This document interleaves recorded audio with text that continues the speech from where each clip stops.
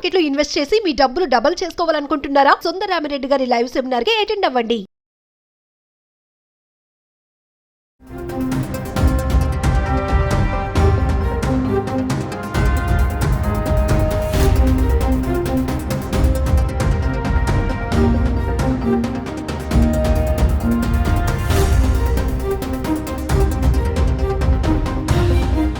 నమస్తే, welcome back to Suman TV. ప్రస్తుతం మనతో పాటు ఉన్నారు consumers affairs committee chairman Mandari Krishna Reddy గారు. నమస్తే సార్. నమస్తే అమ్మా. సార్, మరి ఆపరేషన్ సింధూర్ అసలు ఎందుకు జరిగిందో మరి ప్రపంచవ్యాప్తంగా చాటి చెప్పడానికి భారత ఎంపీల బృందం అయితే బయలుదేరుతున్నారు. అసలు ఎంతమంది వెళ్తున్నారు, ఏ ఏ దేశాలకు వెళ్తున్నారు, ఒకసారి దాని గురించి మాట్లాడండి. దాయాది దేశమైనటువంటి పాకిస్తాన్ మన మీద దండెత్తి రావడమే కాకుండా మన మీద అంటే ఉగ్రవాదులతో మన మీద అనేక రకాలుగా మన దేశం లోపల ఇబ్బందులు పెంచడానికి కుట్రలు చేసి కుతంత్రాలు చేసి ఇక్కడ ఊచకోత కోసి చాలామందిని సైనికుల్ని ఇక్కడ ఒకసారి సైనికుల్ని చంపారు, ఒకసారి అమాయకులైనటువంటి టూరిస్టుల్ని భార్యల ముందర భర్తల్ని పిల్లల ముందు తండ్రుల్ని అలా షూట్ చేసి చంపేశారు.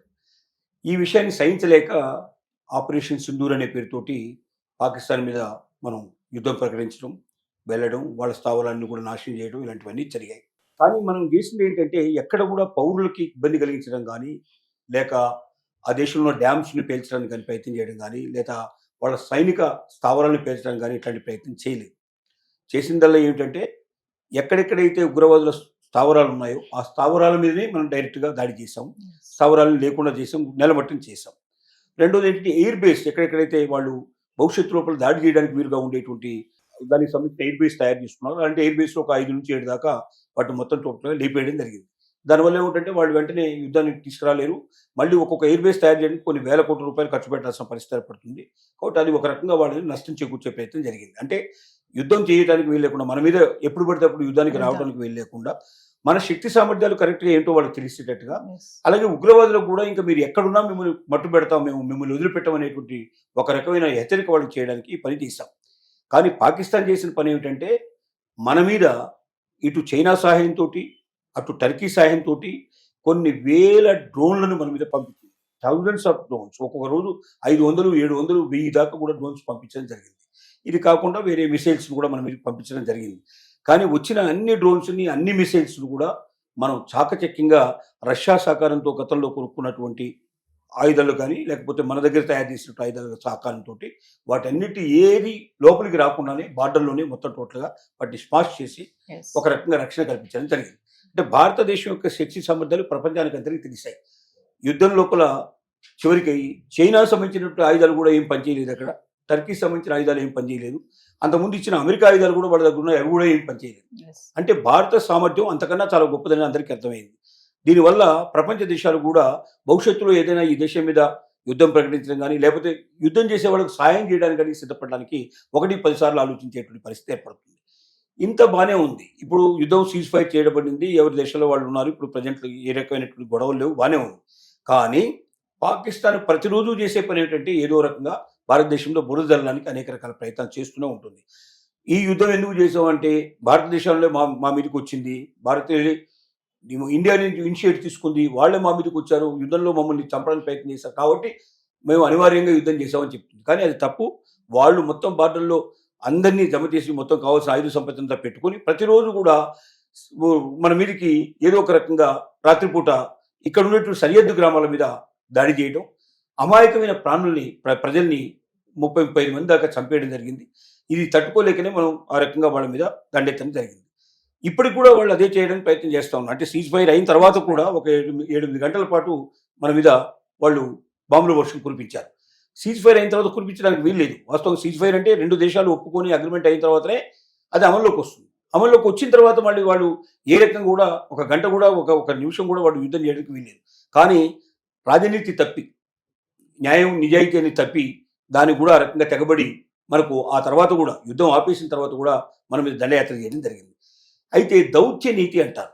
దౌత్య నీతి అంటే మన ఎంపీలు ఇక్కడ ఉండకుండా వాళ్ళు కొన్ని దేశాలకు వెళ్ళి ఆ దేశాల లోపల ఉండేటువంటి ప్రధానమంత్రుల్ని, ప్రెసిడెంట్ని కలుసుకొని, అక్కడ ఉన్నటువంటి ఎంపీలని కూడా కలుసుకొని, పార్లమెంట్లో కూడా వెళ్ళి అందరికీ చెప్పి ఏంటి తప్పు మా పక్షాన లేదు, అసలు మేము పాకిస్తాన్ మీద యుద్ధం చేయాలనే కాంక్ష కూడా మాకు లేదు, ఏ యుద్ధం చేసినా దాని వెనక కారణం పాకిస్తానే. ఈ రకంగా మా అమాయకమైన ప్రజలను ఊతకూత కోస్తూ మా దగ్గర ఎప్పటికప్పుడు ఉగ్రవాద చర్యలని చేస్తూ మా దేశాన్ని బలహీనపరిచే ప్రయత్నం చేశారు కాబట్టి మేము వెళ్లాల్సి వచ్చింది. మేము కొట్టిన కూడా స్థావరాలు ఇవి, వీటికి సంబంధించిన ఎవిడెన్స్ ఇది, దీనికి సంబంధించినటువంటి వీడియోలు ఇవి, దీనికి సంబంధించినటువంటి అన్ని మొత్తం ఎవిడెన్స్ అంతా వాళ్ళు చూపిస్తారు అన్నట్టు. చూపించి భారతదేశం మంచి కోసం ప్రయత్నం చేస్తుంది, ఉగ్రవాదులు లేకుండా చేయడానికి ప్రయత్నం చేస్తుంది కాబట్టి మీ సపోర్ట్ మాకు ఉండాలి, ఎట్టి పరిస్థితుల్లో మీరు పాకిస్తాన్కి సపోర్ట్ ఇవ్వడానికి వీల్లేదు అని రిక్వెస్ట్ చేస్తూ వాళ్ళని ప్రేరేపించినట్టయితే రేపు ఐక్యరాజ్య సమితిలో ఈ ఇష్యూ వచ్చినప్పుడు వాళ్ళంతా కూడా భారతదేశానికి అనుగుణంగా ఓటు వేస్తారు. అప్పుడు పాకిస్తాన్ది తప్పనే విషయం అందరికీ అర్థమవుతుంది. తద్వారా కొంత మెరుగుపడే పరిస్థితులు, అంటే అంతర్జాతీయంగా మనకు సానుభూతి కలగడం, అంతర్జాతీయ సహకారం మనకు దొరకడం, అంతర్జాతీయంగా మీరు మంచి పని చేశారు ముందుకెళ్ళండి, మేము ఎట్టి పరిస్థితుల్లో పాకిస్తాన్కి సపోర్ట్ ఇవ్వమని చెప్పడం అనేది దీని ముఖ్యమైన ఉద్దేశం అన్నట్టు. ఈ ఉద్దేశంతో 7 బృందాలుగా వీళ్ళని తయారు చేయడం జరిగింది.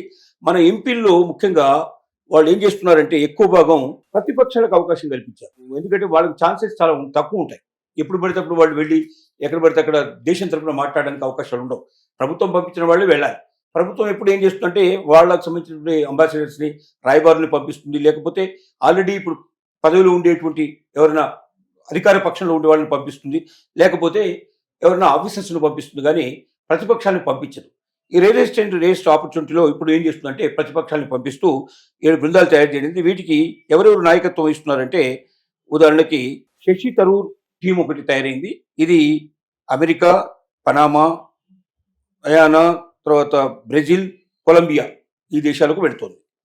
అలాగే సుప్రియా సుటే ఎవరైతే ఉన్నారో మనకు ఈవిడ ప్రతిపక్షంలో ఉన్నటువంటి వ్యక్తి, ఈవిడ వెళ్తున్నటువంటి దేశాలకు చూస్తే మనకు ఖతార్, ఈజిప్ట్, ఇథియోపియా, దక్షిణాఫ్రికా దేశాలకు వెళ్తోంది. తర్వాత కలిముని, ఈమె తమిళనాడుకు సంబంధించినటువంటి కరుణానిధి కూతురు, ఈవిడ ఆధ్వర్యంలో ఉన్న టీము కలిముని టీము స్పెయిన్, గ్రీసు, అలాగే టొమియా, తర్వాత బాట్వియా, తర్వాత రష్యా ఈ దేశాలకు వెళ్తోంది. తర్వాత వైజయంత్ పాండా, ఈయన బీజేపీ సంబంధించిన వాడు, ఈయన team Saudi Arabia, Kuwait, Israel, Algeria దేశాలకు వెళ్తోంది. Ravi Shankar Prasad team UK, France, Germany, EU, Italy, Denmark వెళ్తుంది. తర్వాత సంజయ్ కుమార్ జూ ఈ టీము మనకు Ethiopia, Republic of Korea, Japan, సింగపూర్లకు వెళ్తోంది. అలాగే Shrikant Shinde team UAE, Australia, అలాగే Democratic Republic of Congo, Laos అనేటువంటి ఈ దేశాలకు వెళుతోంది. ఇలాగా 7 టీములు పంపిస్తున్నారు. 7 టీములు కలిపి మొత్తం అన్ని దేశాలు చుట్టేసి వచ్చి ఈ దేశాల్లో దౌత్యనీతి చేసి వాళ్ళందరికీ తెలియజేస్తారు,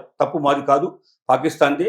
పాకిస్తాన్లో ఈ ఉగ్రవాదం అక్కడితో ఆగదు. పాకిస్తాన్ ఉగ్రవాదం దేశానికి అందరికీ అన్ని దేశాల్లో వ్యాపించే అవకాశం ఉంది, అందరినీ ఇబ్బంది పెట్టే అవకాశం ఉంది. ఉగ్రవాదమే, అది ఎక్కడున్నా ఏ రూపంలో ఉన్నా దాన్ని అన్ని దేశాలు ఖండించాలి.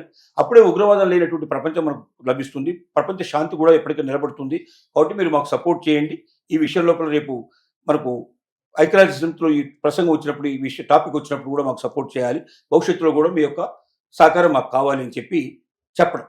ఒక ప్రతిపక్ష నేతలే స్వయంగా వచ్చి చెప్పినప్పుడు ఇంకా ఎక్కువగా వాళ్ళు ఆలోచించడం మొదలు పెడతారు. ఎందుకంటే ఎలాగో అధికారంలో ఉండే వాళ్ళైతే ఆ దేశానికి అనుగుణంగా మాట్లాడతారు, కానీ ప్రతిపక్షాలు సహజంగా అధికార పార్టీని సమర్థించే ప్రయత్నం చేయవు. కానీ దేశానికి సంబంధించిన రక్షణ విషయంలో అధికార పార్టీ, ప్రతిపక్షాలు కలిసే ఉన్నాయి, అందరూ ఒకటిగానే జాయింట్గానే వచ్చారు అంటే దేశం మీద ఏదైనా ఆపద వచ్చినప్పుడు దేశంలో ఉండే వాళ్ళందరూ ఎక్కువవుతారు అన్నటువంటి ఒక మెసేజ్ కూడా వాళ్ళకి ఇవ్వాలని, అలాగే వీళ్ళ ద్వారా వివరంగా చెప్పాలని, ఈ ఒక ఆపర్చునిటీని కూడా ప్రతిపక్షాలు కల్పించాలని ఒక మంచి ఆలోచనతో, సదుద్దేశంతో మొదలు పెట్టారు ఈ పని చాలా సక్సెస్ఫుల్గా అవుతుంది. దీనివల్ల మనకు భవిష్యత్తులో బాగా లాభాలు వచ్చే అవకాశం ఉన్నాయి. అలాగే గతంలో కూడా ఇలా చేశారు మన వాళ్ళు. ఇందిరాగాంధీ టైంలో కూడా ఇలాగే చేయడం జరిగింది, మన్మోహన్ సింగ్ గారి టైంలో కూడా ఇలాగే చేయడం జరిగింది. మనకు మొదటి నుంచి ఉన్న పద్ధతి ఇది.